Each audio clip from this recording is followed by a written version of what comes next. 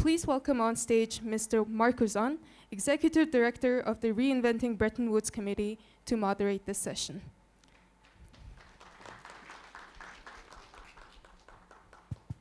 Okay, good afternoon everyone, and welcome to this last session of the day and of the conference, Global Economic and Financial Order in Disarray Scenario for the Future.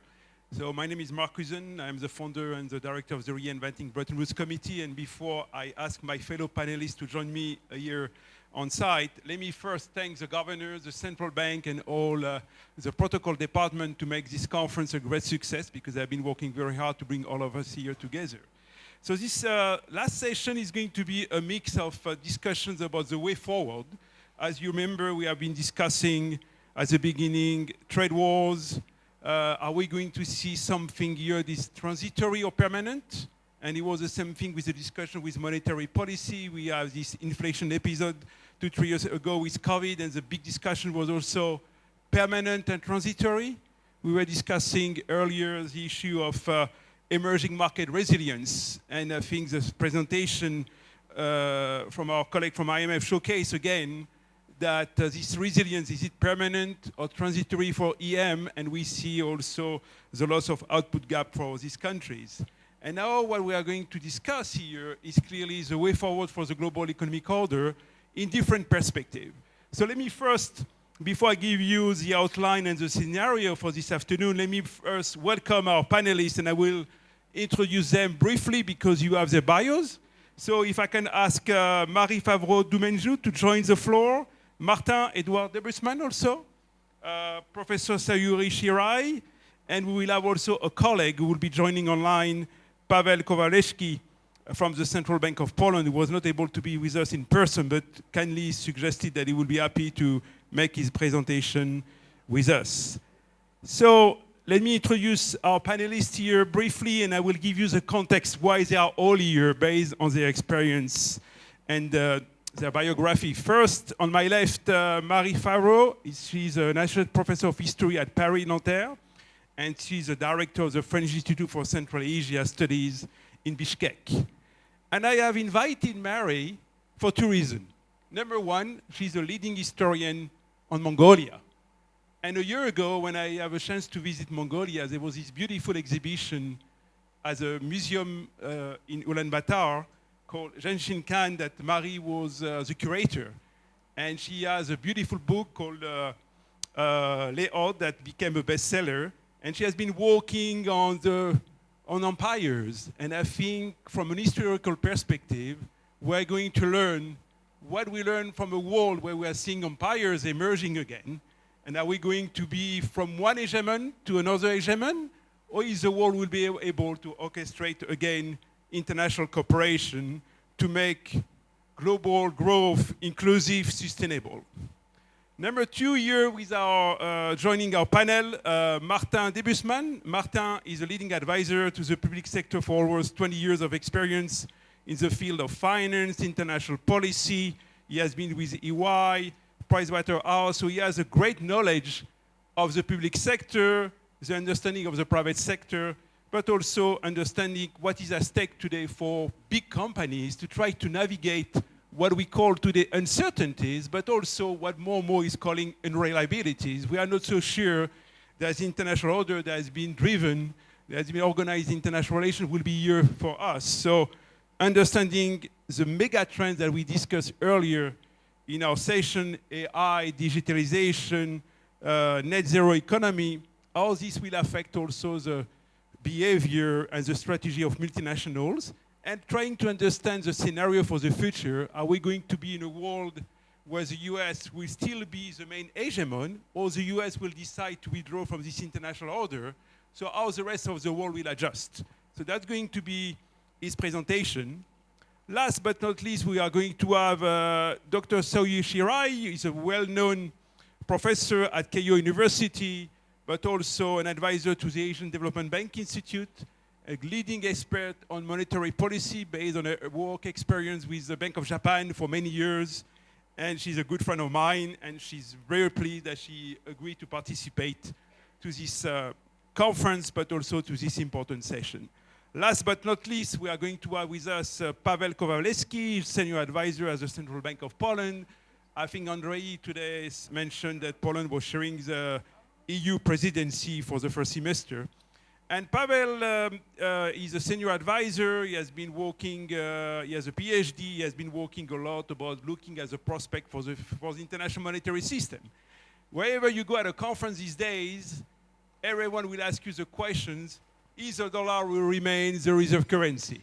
And we will ask the same questions to Paweł, but I think from a different angle, not about are we going to have one reserve currency replacing another, but are we able to maybe to rebalance the international monetary system, because global growth is more balanced, it's going to be more driven not only by one multilateral economic power, but by China, but also by the rise of emerging market. And I don't know if you have a chance to read an important speech by the governor of the current central bank of People's Bank of China 2 days ago in Shanghai, who talk about the future of the international monetary system, and also single out that the international monetary system will need to be less driven by one reserve, but maybe more multiple reserve currencies, alluding that China might be, by necessity, might need to accelerate RMB internationalization. In the case of Europe, you know, we have already the euro, and we, by de facto, Europe is de facto a reserve currency. And at the same time, you have been seeing also new countries joining the euro. The last one will be Bulgaria by January 2026. So this is our presenters. I lay out exactly what we are going to talk about, you know, this global economic and financial order in Disarray. And maybe I would like to start with Martin, maybe to give us maybe scenarios so we can start to think about how we should prepare and how these mega trends that we discussed earlier will affect the way multinational corporations will operate moving forward. Martin, please, over to you. Thank you very much, Marc.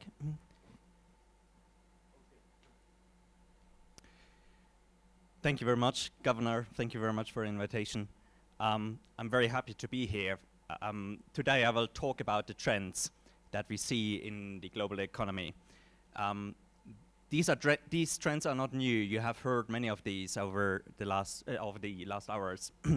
But I want to give you, being a consultant, give you a more general overview and maybe put things into a different perspective, as it is expected by a consultant.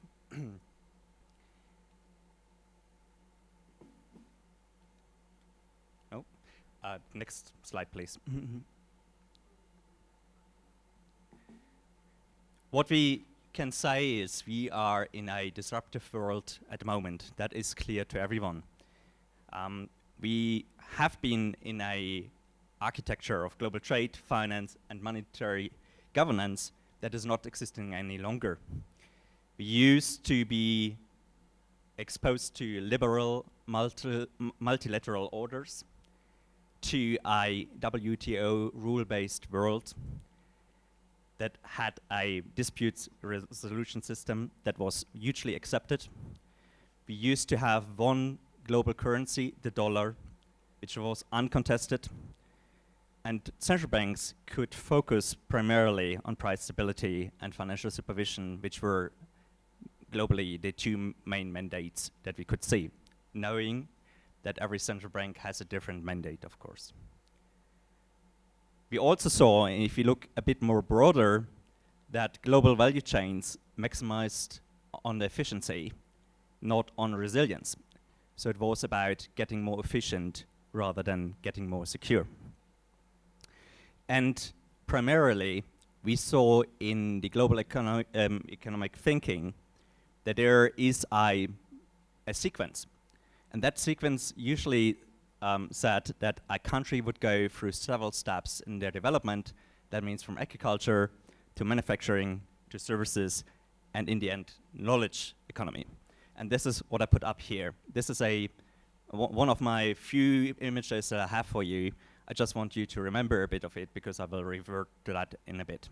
So that is what we used to have. Let's look at what we see for the future, or maybe even at the current moment. I've divided my talk into several key shifts, as I call them. Basically, these are the scenarios that Marc mentioned. So the first thing is talking about geopolitics and tariffs. We are used to tariffs, of course. They used to serve in the past as economic correction. This is not the case any longer. Tariffs are seen as a punishment, they're seen as an income source, and they're seen as a geopolitical power instrument. Trade is not it's not aiming at the comparative advantage any longer. Trade is now looking at national security.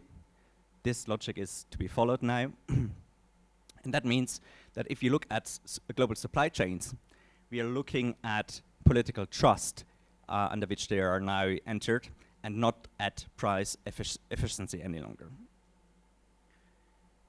For small and open societies and economies, such as Mongolia, for instance, this means that the ability to enter into trade negotiations at the same level has been reduced, unfortunately. And also means that central banks need to look on the impact of these strategic tariffs, and that they need to look onto export controls as a long-term measure, which is also new. And this is also of importance because it means that in some countries the mandate needs to be extended if it is a single mandate or only a two-way mandate. If you look at the dollar that I mentioned, the next one please, the dollar certainly will remain dominant, at least for the next couple of years. But it's not uncontested any longer, and it's not geopolitically neutral any longer. The consequence is that already at the moment, emerging countries are separating from the dollar as their source, and are more investing into other means, including gold, including cryptocurrencies, including other national currencies with a global spread, including the Chinese RMB, of course. That is particularly because countries have noticed that sanctions and asset freezes are applied globally, and that they have no impact or say into financial measures that are taken extraterritorially, that means outside of their own territory. We also see that for private companies, the money exchange costs have increased enormously, which will automatically lead into less trust into central banking and will increase cryptocurrencies, either by central banks, but primarily also in the private sector enormously. And you see it also with the US. The US is going into a situation where President Trump announced that they want to acquire Bitcoin as part of the state reserve. If you go to the next slide, there are certain norms that have come up. ESG is certainly the most known because it has been one of the main topics over the last at least half decade. And even though the President Trump is certainly not a fan of ESG, it will remain, I'm pretty sure about that, and it is one of the biggest norms and binding values that will come up. But ESG is just one tool that I want to use in order to explain we have a tremendous shift here. In the early days, central banking decisions were technocratic. So they were based on models and they were based on calculations. Nowadays, central banks have to look into values. And the problem with values is that they are not universal and that they need interpretation beyond the objective measure. And that is very difficult for central banks, of course, will be very difficult. And it also, again, requires an extension of the mandate.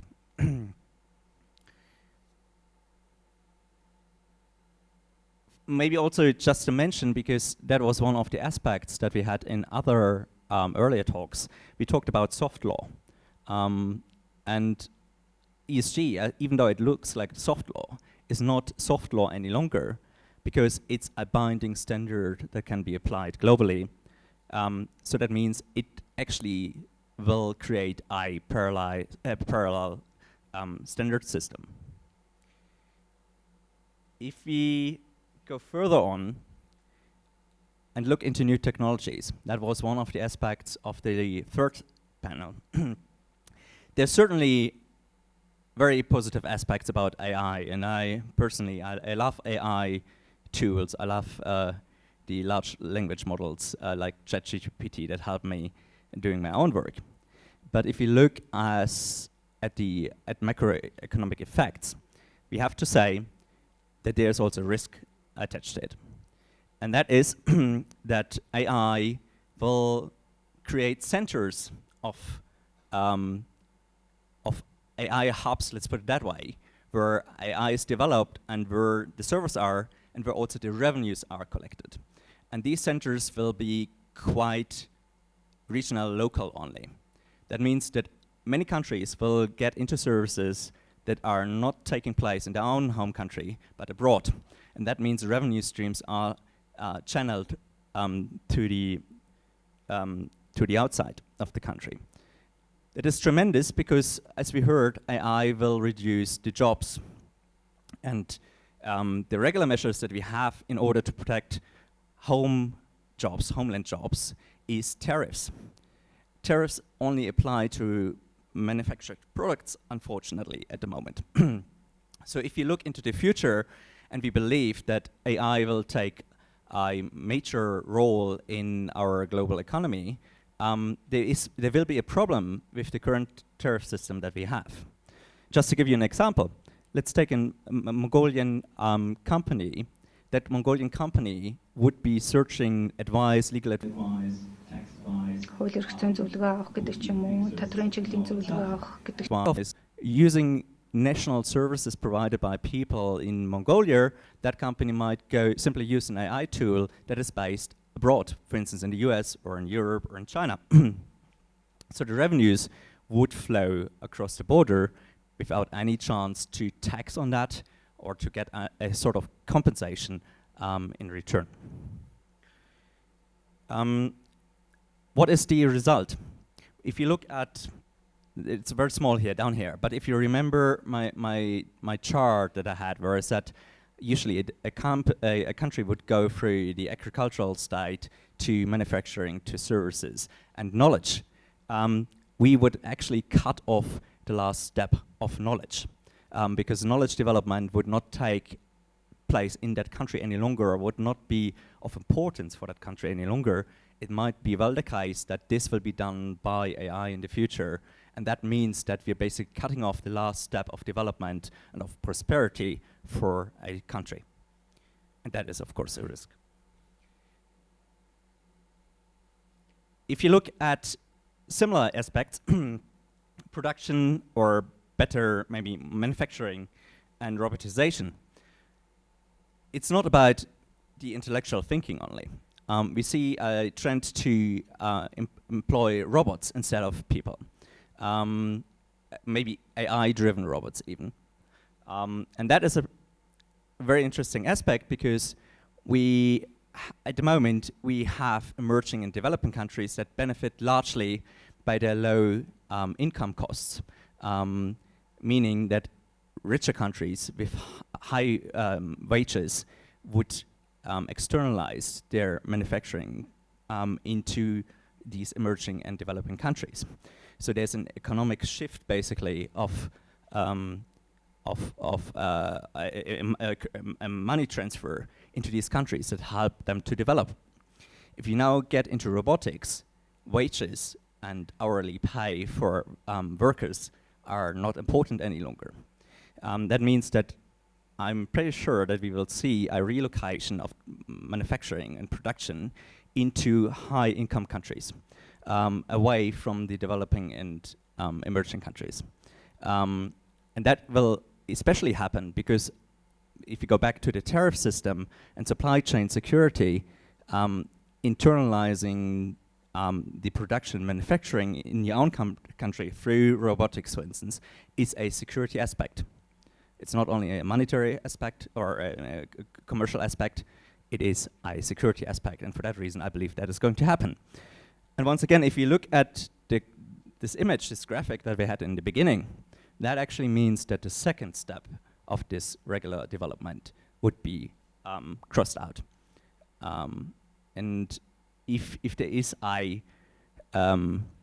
linear system behind it, if you cross out the second step, it might be quite difficult for a country to reach the third and even the fourth step.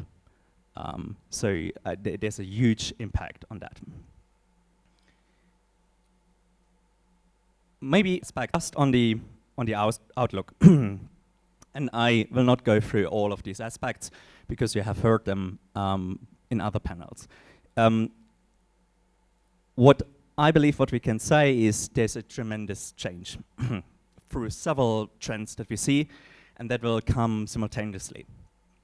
And that means that resilience is certainly one of the key aspects that every country should try to achieve. What is resilience? Basically is preparedness. Be prepared for the future, whatever it brings. Be prepared for the unknown future. That also means be prepared in terms of alliances, have long-term, long-standing alliances that then would support you if things get a bit darker.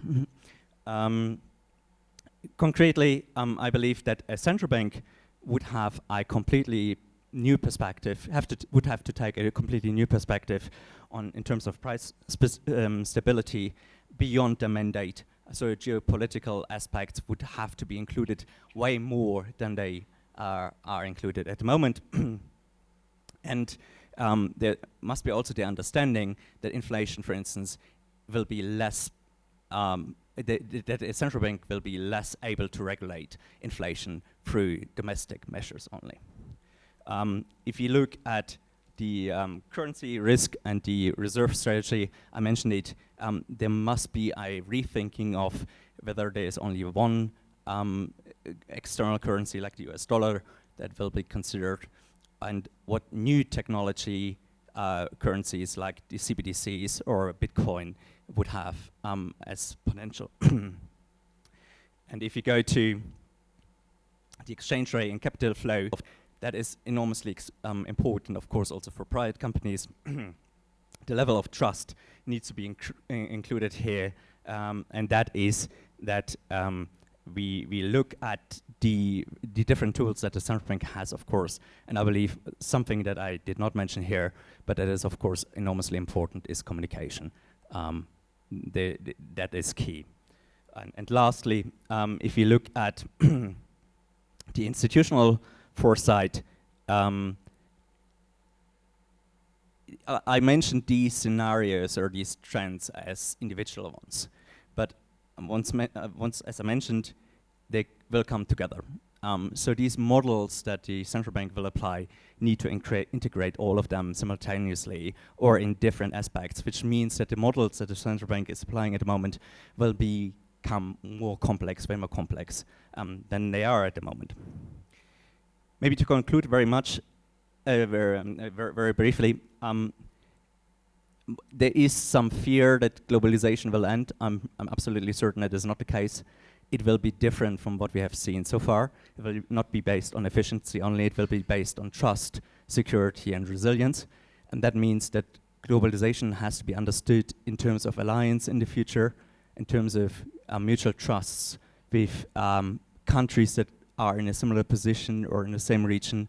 And I also believe that the international organizations, such as the IMF, and we have had many colleagues here from the IMF, for example, are becoming more important, even though that the US seem to be on a different, in a different direction at the moment.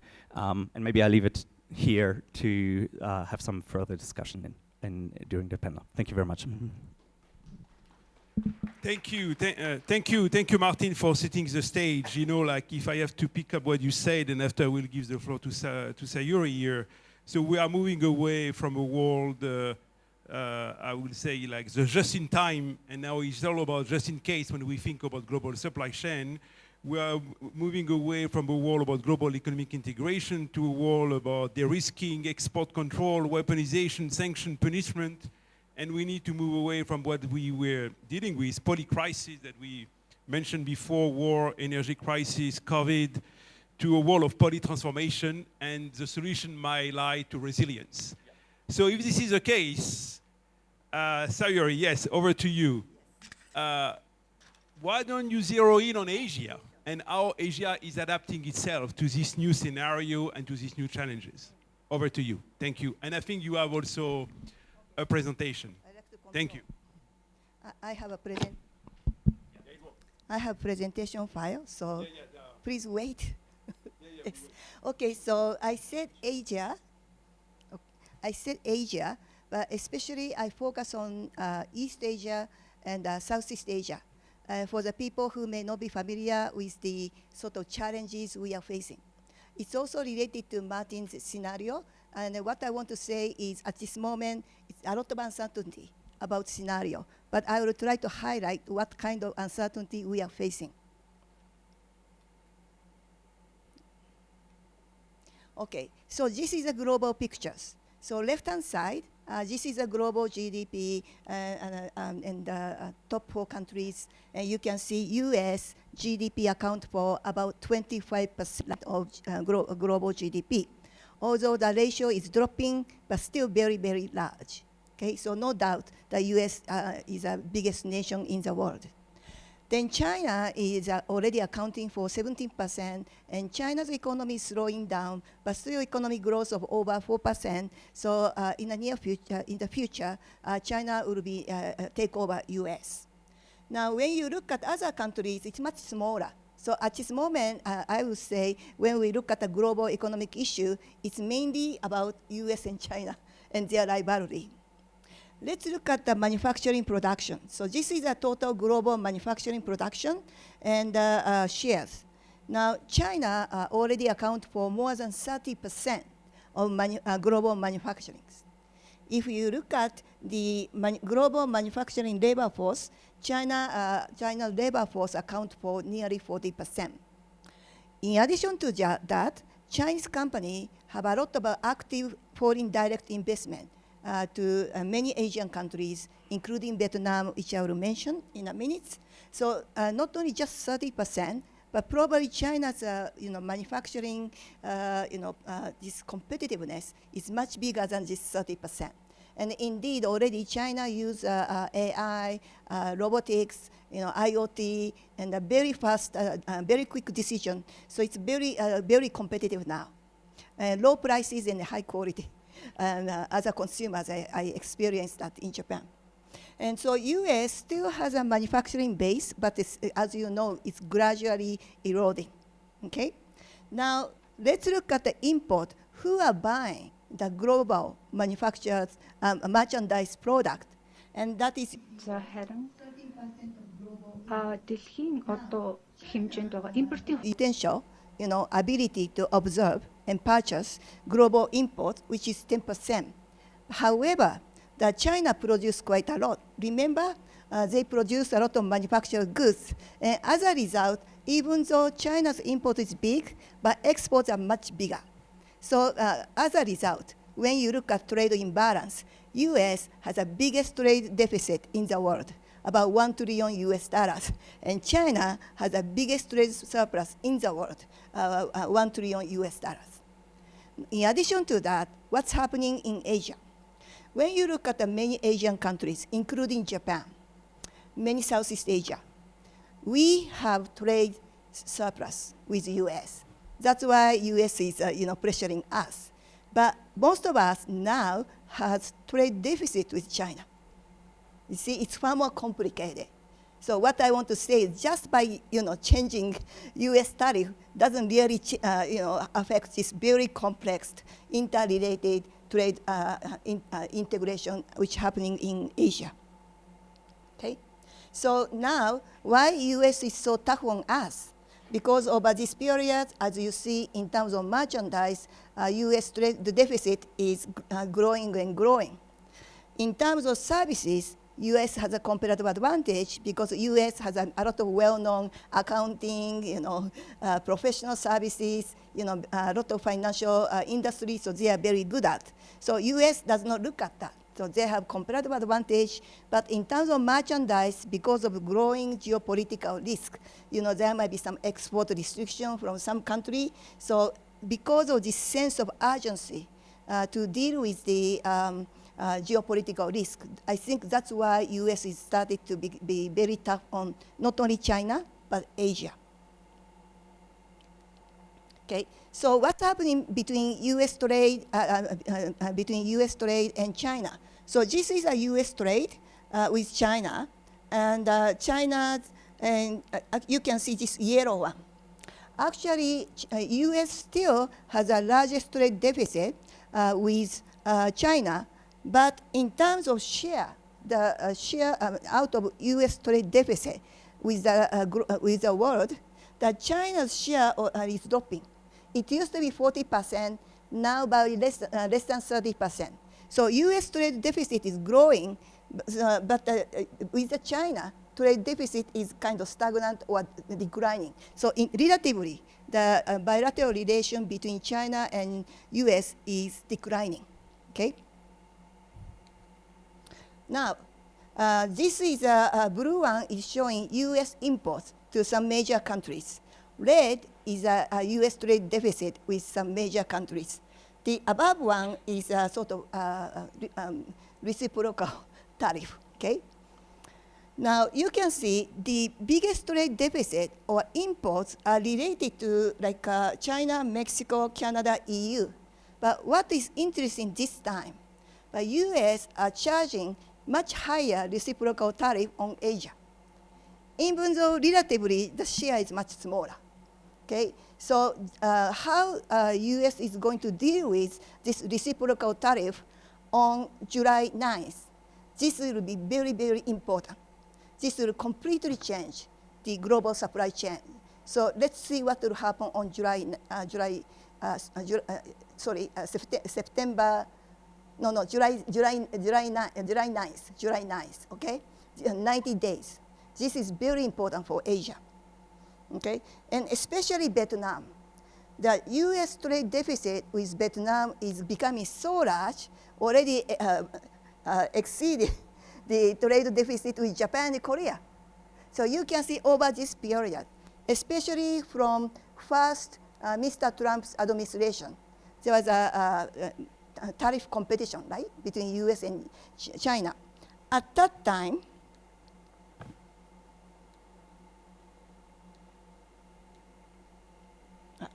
okay, let's see. Okay, so before this year, on average, U.S. charged here 20% to Chinese import on average. That was until last year. Now, now U.S. increased 30%. So now over 50, very high. Remember in the first Mr. Trump's administration, 2018 and 19, 20% increase. That produced a lot of shifting production location from China to Vietnam and Mexico and Asia. Now, additional 30%. What will happen? How Chinese company will react to this 51% is very important. I hear from many people this very high tariff rate is clearly damaging Chinese economy. So what are they going to do? Are they going to shift to the other places? But remember, other places so subject to reciprocal tariff. So it's very complicated. Okay, so this is what we are facing. So right now, what China is going to do with this 50% tariff, how that will influence existing global supply chain centered in China, we don't know.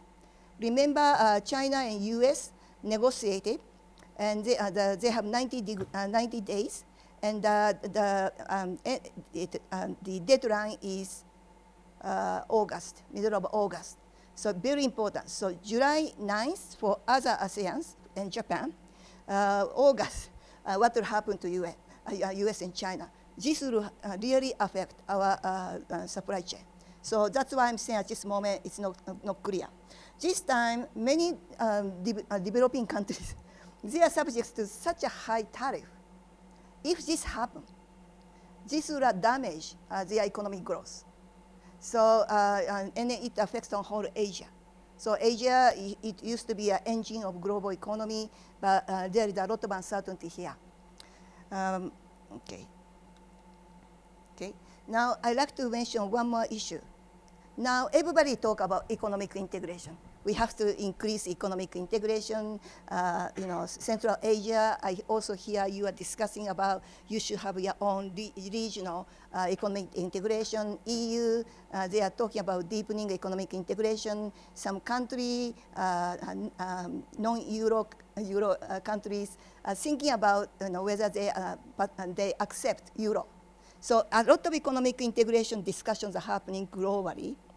In Asia, when we say that, I have to mention there are two very important economic partnerships.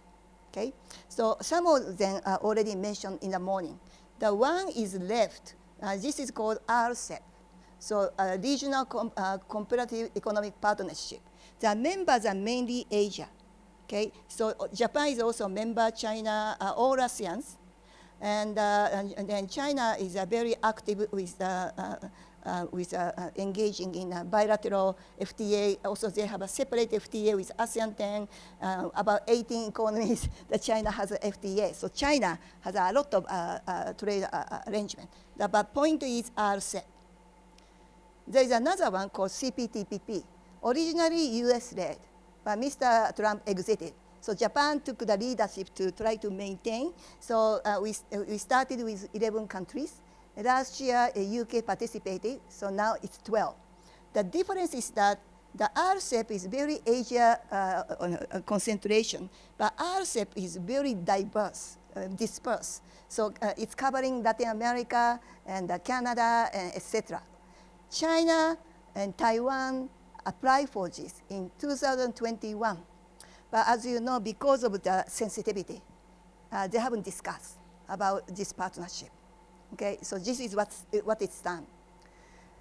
Your EU is showing interest in approaching sort of deepening relationship with CPTPP. Okay, so when we talk about economic integration, everybody talk about it in the Asian international organization. We talk about it, but I don't exactly know what kind of vision we are having. I hope you understand from this relationship. It's a very sensitive. But what I can say is because China's manufacturing sector is becoming so competitive, and many Chinese companies are operating everywhere, it's very difficult to disconnect China. Even US may want to do it, but it's because Asia is so interlinked, okay? And lots of FDI and trade, and it's so deepened. Just by charging higher tariff by US, I don't think it will influence this deep economic integrations. So finally, what are we learning? I talked with a lot of Asian government authorities and experts over this 1 month. I had a lot of chance to discuss with them. Everybody understand, after all, even though there is a lot of export-import trade relationship within Asia, but when you talk about trade balance is most important in terms of economic growth, right? So when we talk about trade balance, after all, most of Asia has a trade surplus with US, and US is a single country which has a so large trade deficit. The truth is we really depend on US market. So people realize that. And so now a lot of Asian countries say, okay, so we got to increase our domestic demand and try to reduce the dependence on US. Left-hand side is showing private sector-based saving investment gap. Right-hand side showing national saving. Anyway, what is showing is our consumption is not very high. You see, U.S. consumption is so large. So they are kind of contributing to purchasing our export. So how to increase consumption is very important. So one way is fiscal policy, right? But many countries has a lot of budgetary constraint. Like Japan has public debt of 240%, no room. China, 88%, but I think China also knows they cannot increase a lot of debt. Vietnam maybe, but it's an emerging economy, so they'll be very careful about credit rating. So the truth is that fiscal policy cannot be so effective. Well, monetary policy may help, because this Wednesday, the Fed published their projection about federal fund rate, policy rate. So they said, according to their projection, the Fed is going to lower interest rate 2 times this year. That helped, because a lot of Asian central banks, they follow Fed policy. So if Fed is going to lower interest rate, many other central banks can follow that. They can lower it. So they can help to accommodate a lot of pain caused by US policies. So US cut in the policy rate is very important. But after all, I think Asia have to really discuss how to increase consumption in a more sustainable base. For example, I talked with a lot of Asian countries. They said we need to have a more discussion about, compensation of labor force, like a labor union, organization. We have to pay a lot of attention to the consumers, protection, etc. I hear a lot of those stories from Southeast Asia. So in that sense, ESG sustainability is important to make it more sustainable-based consumption growth strategies. So I think, in Asia, we can discuss how to increase, domestic demand. We always believed export is good, but export, depending on US, is not sustainable. US doesn't want it. So I think we have to talk more fundamental issue. Thank you very much. Thank you. Thank you very much, Sayuri, for a comprehensive overview about what's happening in Asia. Let me ask the organizer if we have Paweł online for the next presentation. Is Paweł, is it online?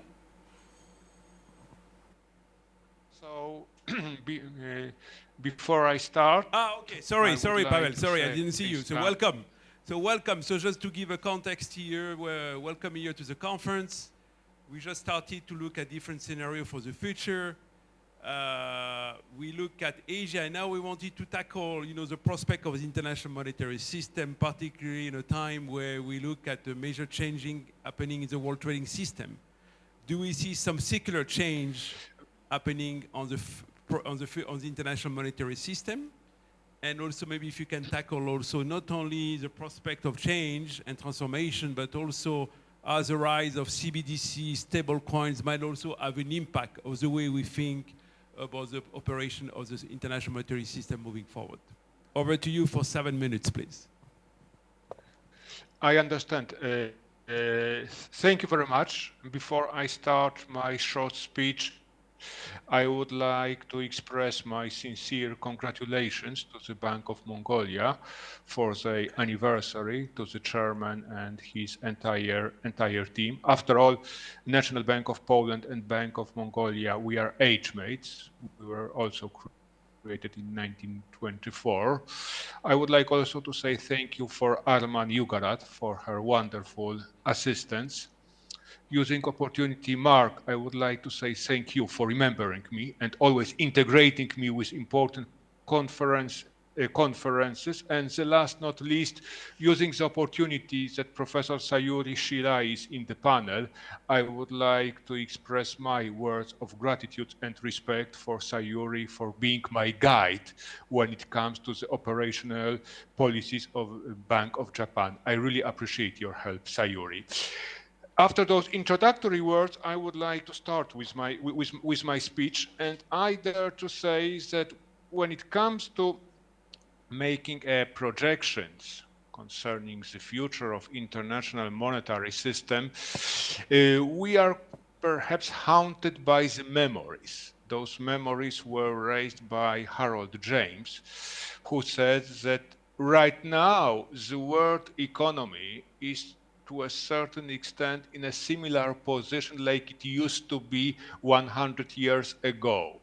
A confrontation between the United States of America, which were approaching the maximum growth, and the declining UK. I guess that the fact that in 1925 there was a very ill-driven decision to reintroduce the convertibility of the pound sterling, it only makes those comparisons even stronger. But whether we like it or not, we are not in the 20th century, and we are in the 21st century.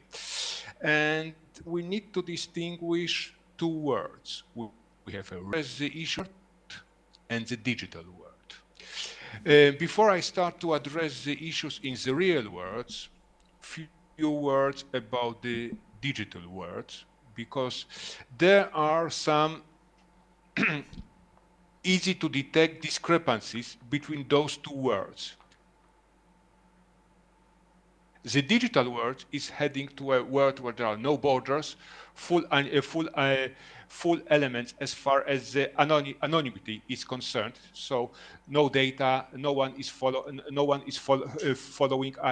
us. That is why we need to understand some popularity for the bitcoins, stable coins, and things like that, because I perceive that digital world, especially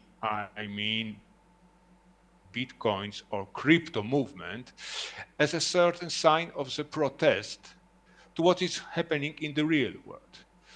For me as a central banker, it's very difficult to admit, because I am part of the central bank world, but we had sort of a revolution in the digital world because people were not very happy with the policies pursued by the central banks or monetary authorities in the real world. And subsequently, they started to launch an alternative. And right now, as a result of that, we have to confront that sort of a revolution which is taking place in the digital world. And this is perhaps one of the reasons why the real world is heading in a totally opposite direction. Because as I said, in the digital world, there are no borders. In the real world, a lot of attention we hear on sovereignty and national interests. For instance, I can tell you that here in my country, which was sort of a champion of liberalism, all of a sudden our prime minister admitted that capital has its nationality, and some strategic industries should be in the hands of Polish government, or should enjoy the majority of the stake of Polish capital. Such declarations, I dare to say, only 10 years ago, they would be completely unconceivable. So again, and there is a lot of attention focus on the word on sovereignty. And for instance, I can quote you what one of the members of the Euro system, of the ECB, Piero Cipollone, said, there is no sovereignty without sovereign money. So all of a sudden, we see that there are big discrepancies. One direction set by the real world, and another one by digital worlds. The only problem is that we are talking about the case of two parallel universes, and it is the real world which is trying to impose some control over the digital world. And again, I would like to quote what Mr. Cipollone had said in one of his recent speeches regarding the digital euro, because obviously the digital euro is a response to the events which are taking place in the digital world. Digital euro would limit the likelihood of foreign stable coins becoming widely used for retail payments within the euro area. So to a certain extent, whether you like it or not, we can admit that there is a return to the nationalism, economic nationalism. Right now, moving to the future of international monetary system, provided the real world prevails and its philosophy of preserving the monopoly of central banks, we have a very difficult and complex situation, because it is the story of being a reluctant hegemon in this world. On the one hand, we have United States of America with the American dollar. On the other hand, we have other different contenders.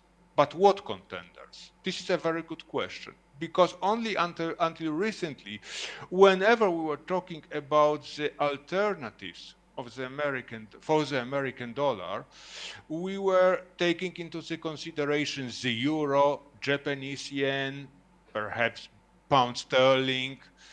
But right now we know that we have another serious player, and this is China and the Chinese renminbi.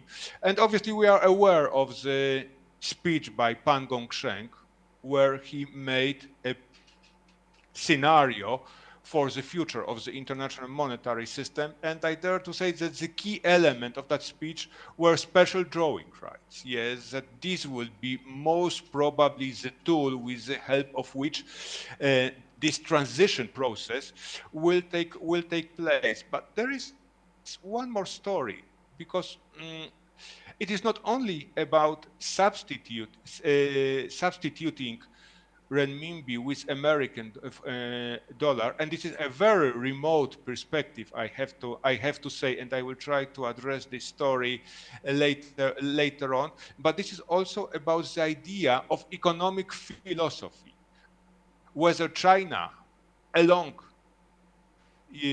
with export of renminbi as an international currency, Chinese will also be willing to promote Beijing consensus, which can be to a certain extent an alternative of the Washington consensus invented in the early 90s. And this obviously deals especially the emerging economies. But I know that I'm supposed to talk about the currencies.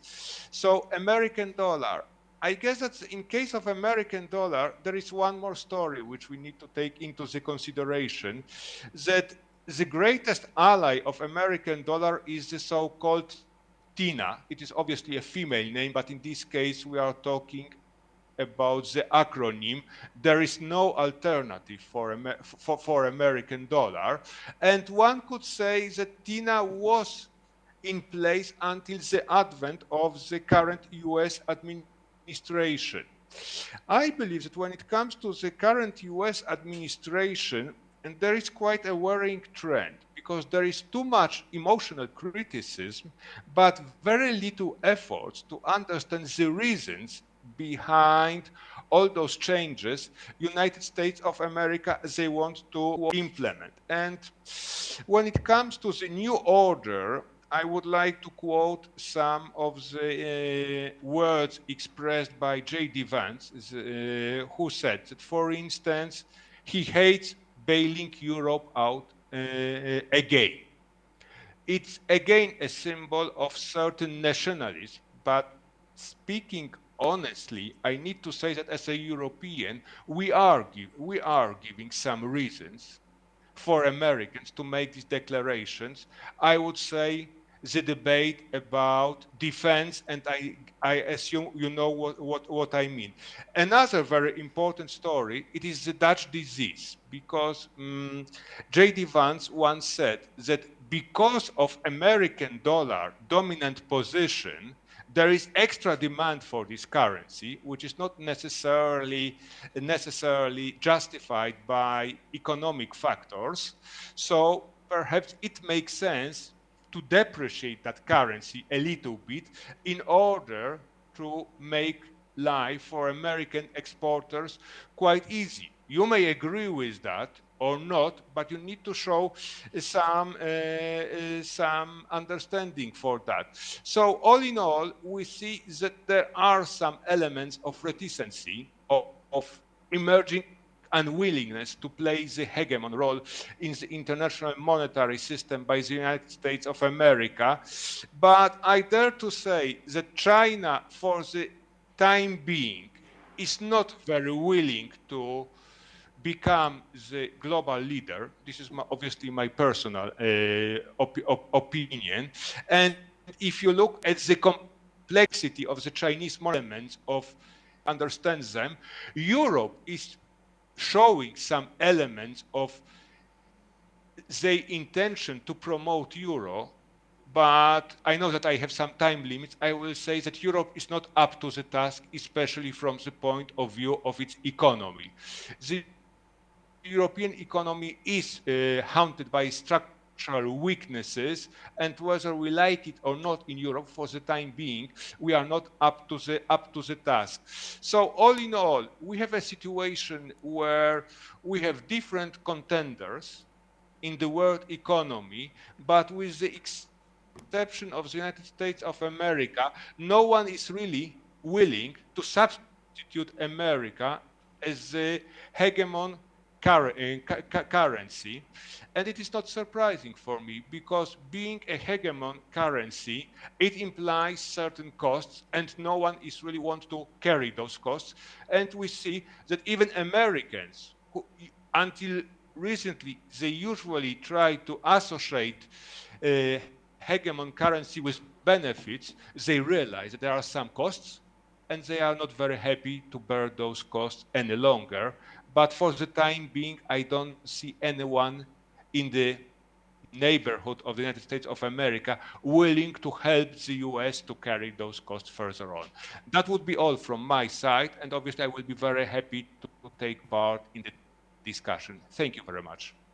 Thank you, Paweł. Thank you very much. Now, let's move on to our last speaker. I think, Marie, you heard during the World Day only economists.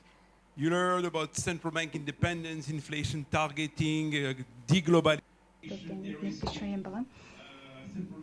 So many things. So I want to ask you now За тэгэхээр би to give your perspective as an historian, not only from globalization and the next way forward, but looking backwards about Pax Mongolica and what was the way Mongolia established itself, and is there any lessons we can learn from the world of today? Over to you, and thank you for joining. Thank you very much. Do you have these things? Thank you so much, Marc, for your invitation, and also thank you, Governor. I'm really proud to be here with you, and I learned a lot with all these wonderful papers today. So yes, I will give you the historian views and the historian of the Mongol Empire. So let's start. Oops.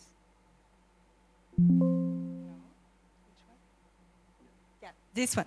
Okay, so actually, I will take you to the 13th and 14th centuries. Most of the countries we are talking about today were, for a time, included in one big, amazing structure called Mongol Empire. гүрэн гэсэн энэ томоохон структур бүтцийн хүрээнд бас дээр үед бас авч хэлцэгдэж.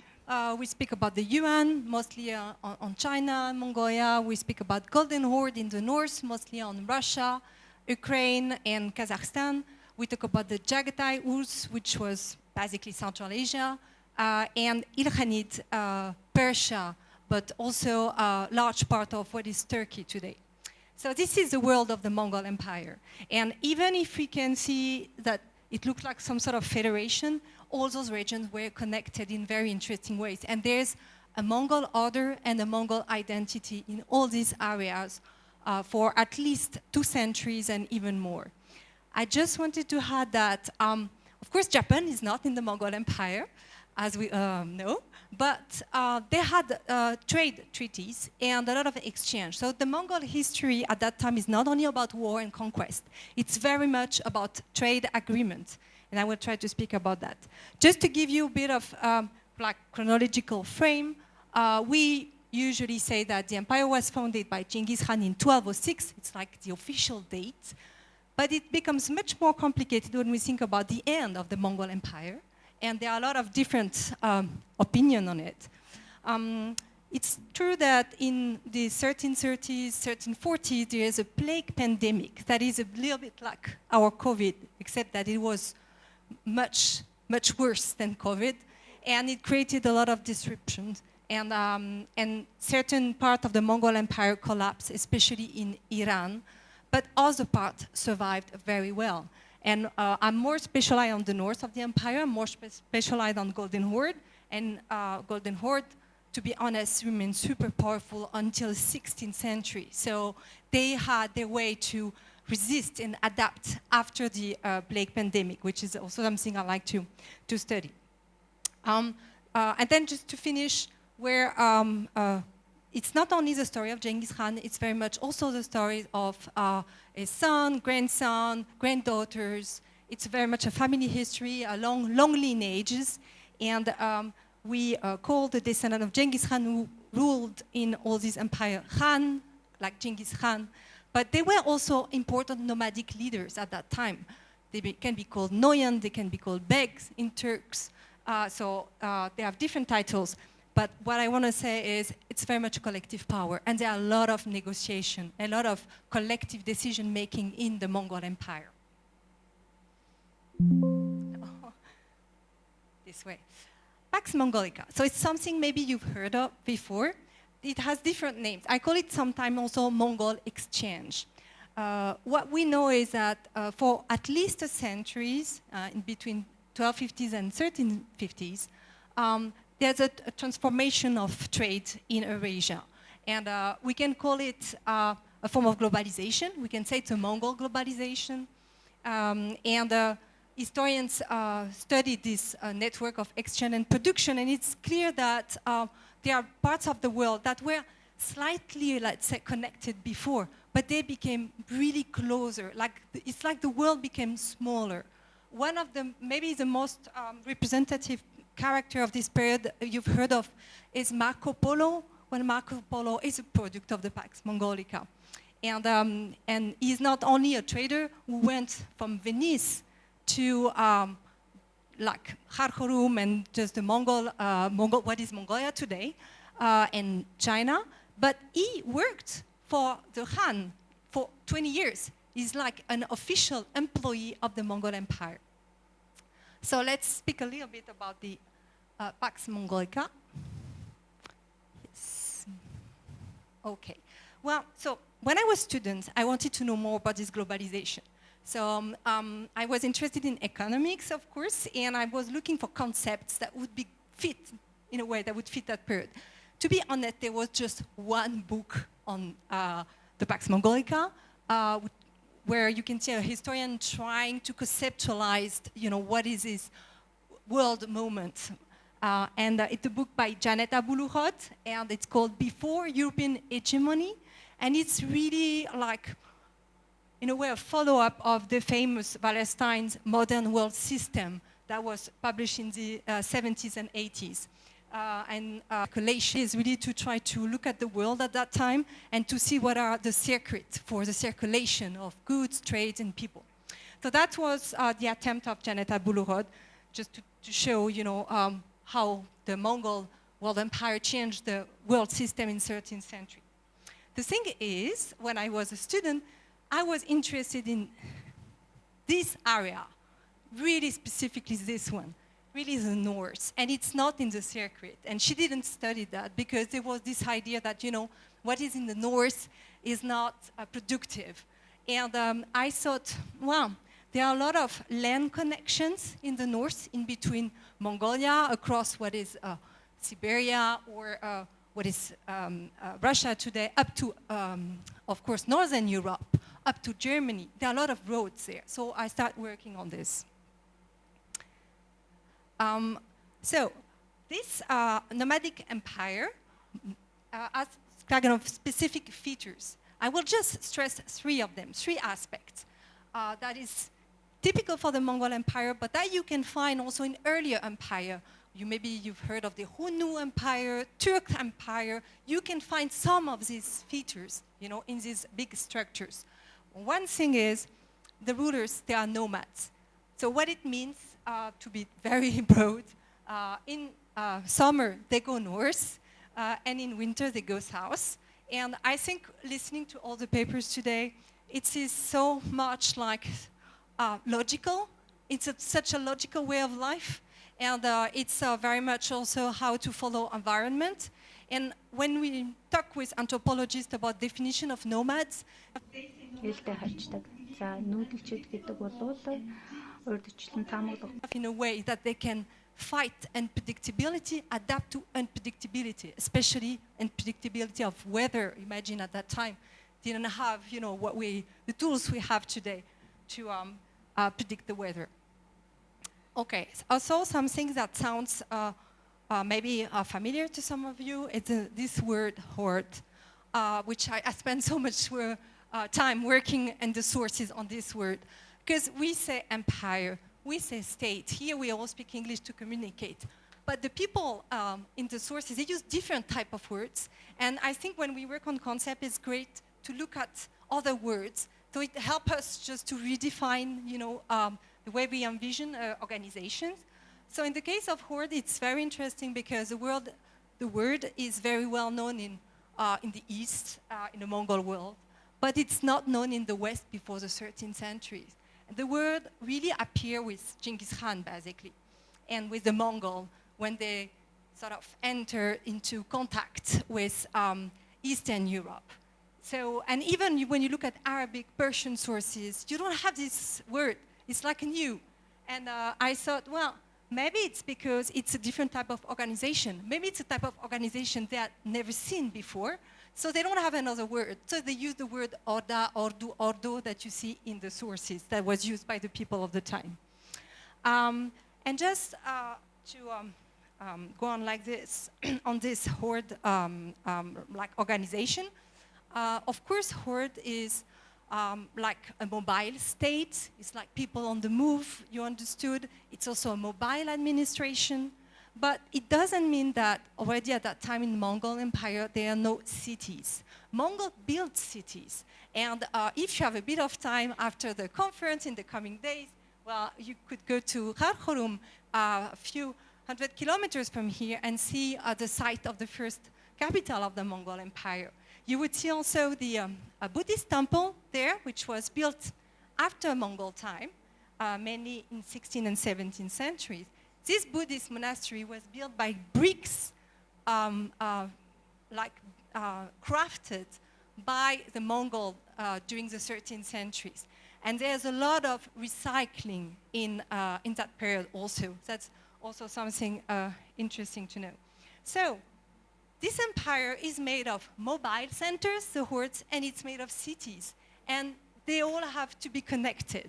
So the main question is how they connect to cities among themselves. So how they connect the hordes also. There are several hordes all over the empire. And I would like just to present what is, I think, the most sophisticated system developed by the Mongols. It's the Örtö or YAM system. It's a communication system. And in fact, it's not only about a postal system, it's not only about messengers having letters and crossing the empire to give Khan's orders. It's also a supply system, and it's also very much a way to create some of logical mobility inside the empire. So we know in some areas there are post stations every 30 kilometers. So, you could go there, change your horses, get fresh water, get food, get information on the road, caravans could stop. So it's really like how the system works in the empire, how people communicate and relax. When you look at the description made by the staff worked for the Mongols, especially the Persian ones, you have a description of this YAM system, how the Mongol envisioned it. I read it for you. When the extent of their territories became broad and vast and important events fell out, it became essential to ascertain the activities of their enemies, so also information, and it was also necessary to transport goods from west to the east and from the far east to the west. Therefore, throughout the length and the breadth of the land, they established YAM and made arrangements for the upkeep and expenses of each YAM, assigning thereto a fixed number of men and beasts as well as food, drink, and other necessities. So you have a whole supply system behind the yam. In my work, I always try to have a map for the yam. And my students always ask me, oh, can we have a map with all these yam stations? But it's not possible. You know why? Because the hordes move, the yam move. So the station, they moved also. So we could have maybe super active digital maps. Let's think about it, but we don't have like classical map. And just to finish on this, I like to show the Mongol mobilities, as I said. Like you have this north-south axis with the horde. Very often the horde, they followed river valley because need water. But you also have this east-west mobility that was harnessed by the yam. And I think that the Mongols were absolutely amazing in controlling, well, not necessarily controlling, but let's say creating different type of mobilities to control their huge territories. Okay, very quickly, second feature is about wealth redistribution. This system is very hierarchical. It's interesting because there's the idea that everybody can get a share in the empire, okay? Whatever your status is, you're gonna get something of it. Food, or here, this is for noblemen, belts, precious belts. But it depends also on your ranking. It depends on status. So it's about hierarchy, although it's like for everybody. And also, we noticed that they have a vision of the resources at the scale of the empire. So for instance, I worked on families located in what is the region of the Volga Valley today, but actually some resources came from China. They were sent from China to the Volga. So that's why I wanted to say this empire should be seen as a whole, you know, and they have a conception of the totality of the territories. Okay, tax collections, briefly, because we talk about taxes, of course, together.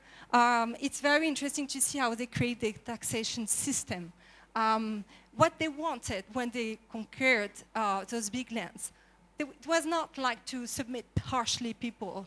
They really wanted to have taxpayers.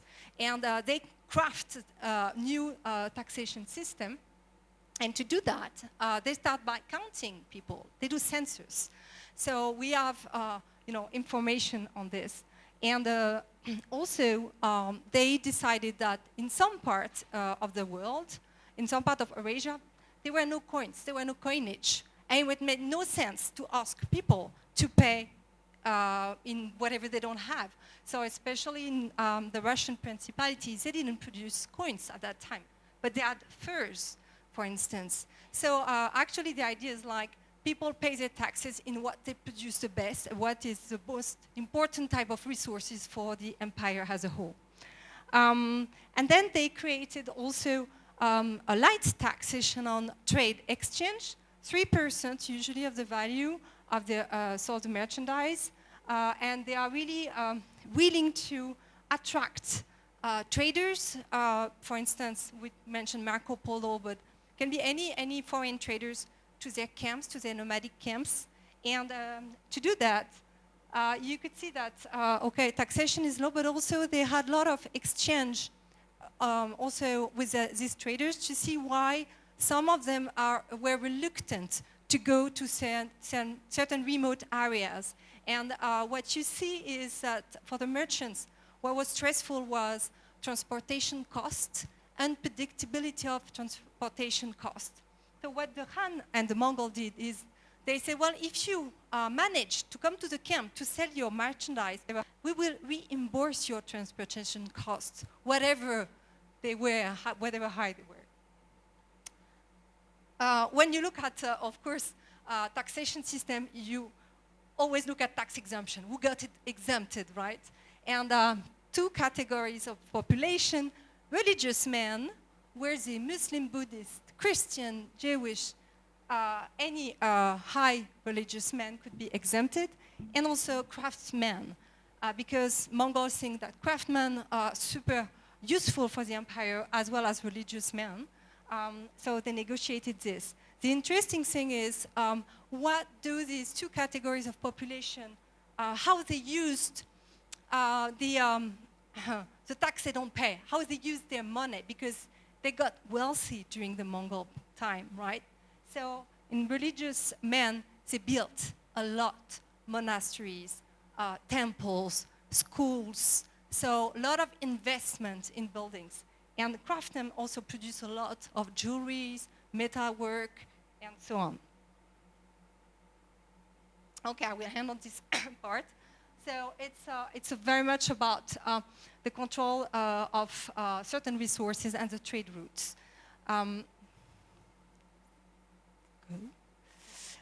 To control the routes, to also organize everything for the traders, they and trade exchanges, they create their own tools, different type of coins. They use also paper money. I was already known in Song, China. So actually, they reuse what was already used, and they sort of build bridges between the different practices. So if you are a trader, like if you come from Europe, for instance, you're French like me, you want to go to Mongolia to make business, then you will bring with you silver bars like this. And then, when you arrive in a place where you want to make some small transactions, you need coins. So what you're going to do, you're going to give your silver bars, and in exchange for the silver bars, you're going to get a number of coins. Then, those coins can be used in an area, but in next area, it's better to change them because their value are not so high. Why they do that? It's because it helps them to control metal circulation. They don't want silver and metal to sort of go away, and they want to control the circulation of things. They have this Gerge Paidza, which is some sort of passport, which can give you access to the famous YAM system I mentioned. So they developed a lot of tools. And finally, there were also some friction and tensions, of course, in this system. One is connected to the YAM, and the big question was, okay, who is allowed to have access to this YAM system? And not everybody can have a passport and have access. Certain merchants that bear the name of Ortak in our sources, and these merchants were licensed to do business for Mongol elite, and they had options to access the YAM. So they used some passport, but then they were supposed to give back the passport or the Gerge at the end of their service, but most of the time they didn't. They keep it in the family, and there were too many passports in circulation, and it created some tension in the 14th century. So just to show you some of the sources we have on the Mongol Empire, a lot of written agreements with other countries. We have a lot of trade treaties with Egypt and Syria, for instance. Here with Venice. This, for instance, is in Vienna. This is Istanbul and Topkapı. So the archives are scattered, but it shows really all the connections of this empire. And to conclude, my fellow colleagues who are working on economics say, oh, well, Mongols, they were the first capitalists. And we always talk about that. But, well, I have to say, when you look at sources, they really want that things circulate. Especially, we have this description of the great Khan saying when he built the city of Kharkhorum, he went to the treasury, he saw nearly 100,000 bars of silver, and he said, what benefit do we derive from all these stores, you know? So they have to be constantly guarded. So it's a lot of money to guard the storage. Let's announce that everybody who wants a silver bar should come and take one. And people in the city, high and low, rich and poor, like all rushed to the treasury. Everyone got an abundant share. And what it says also is that actually when there's prosperity, when there's circulation of things, it's kind of circulation of happiness, and it's good for everybody. And to conclude, these are the attempt reconstruction of the roads the Mongol itineraries Mongol worked on.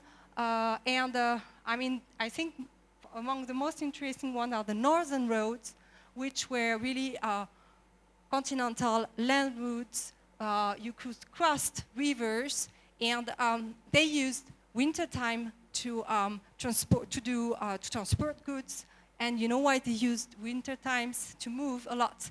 Because frozen rivers are like avenues, and you can transport very heavy. Also, caravan can go on. So they really managed to harness the harsh climate at that time. So, and my conclusion is just keywords to describe this specific Mongol Empire. Mobility, as you understood, is keyword first would come in my mind. Well, also mobility for the administration, circulation, of course, exchange, and also with the outside world, absorption of other people and other cultures, control, but selective control. You don't control a huge space like this. You have to pick up where are the gateways. This is more clever. And finally, competitions also, let's not forget that. And you can see it among, Mongol lineage, among traders. They also face competition and use it also sometimes to trigger trade connections. Thank you very much for your attention. Thank you for a very nice presentation, and give us also, for foreigners here, a great and interesting insight about the Mongolia history. I know we are running out of time. I've been receiving messages. Time is up, but... За ингээд панелистуудаа маш их баярлалаа. Paweł, Mary, Martin, Sayuri, нартай бүгдээрэнд маш их баярлалаа. Martin. Thank you for the engaging session to conclude our conference. And now to close our conference, Mr. Uzan, you have the floor.